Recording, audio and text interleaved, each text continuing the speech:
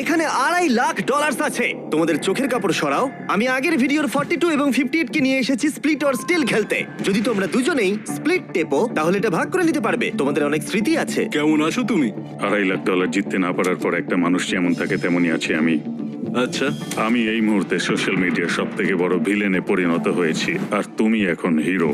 আমি শুধু বলতে চাই আমরা এটা স্প্লিট করে নেবো। তুমি আগেও আমাকে ঠকিয়েছো।